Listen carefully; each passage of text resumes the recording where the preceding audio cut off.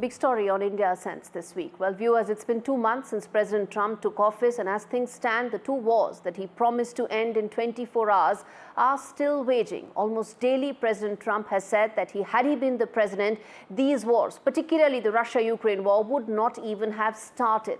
But his poll promise that he would be able to stop them in a day have all but fallen flat. And both these wars are stuck at the same juncture, struggling with the same factors, which brings me to ask that are these promises now in great peril?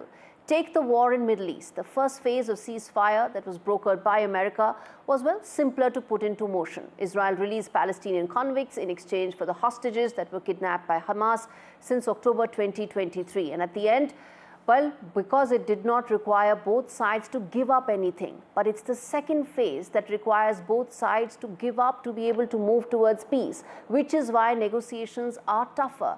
A phase 3 of this ceasefire looks almost distant at this stage, given that both parties are adamant on not giving up any control of Gaza. What happens to the 59 hostages that are still with Hamas is a key question. Trump and his team may talk about a post-war Gaza, but that scenario looks so distant that one can't even talk about it. Listen in first to the Israeli envoy who spoke to NDTV 48 hours back. They see a future of Gaza without Hamas. This is what has to happen. How it's going to happen, how long it's going to take, this is something that is completely up to Hamas. They can finish this by releasing the hostages they illegally took in a brutal way. They can finish this by relinquishing power in the Gaza Strip today. Okay. If they refuse, this can take a very long time. Okay, now let's look at the Russia-Ukraine war. Trump administration and the president himself has put in a lot of political capital in ending this war.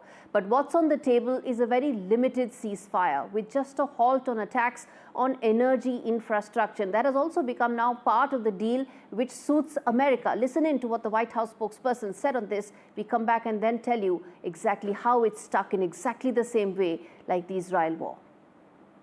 President Trump also discussed Ukraine's electrical supply and nuclear power plants. He said that the United States could be very helpful in running those plants with its electricity and utility expertise.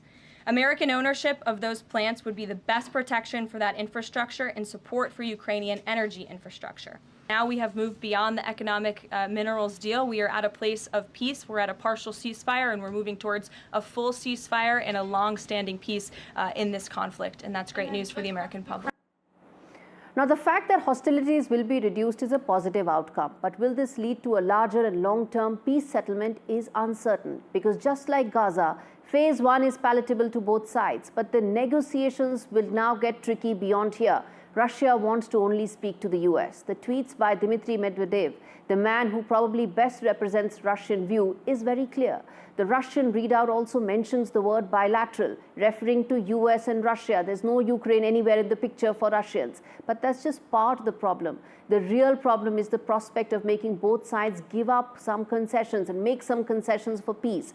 For Russia, it will mean give up the idea that they can make Ukraine a vassal state, take as much territory as possible before they stop hostilities. For Ukraine, it will mean give up all US and NATO weapons and intelligence, both of which will mean it will not be able to fight this war anymore. Both Russia and Israel made it look like there were possible peace deals on the table for Trump administration to enact in record time.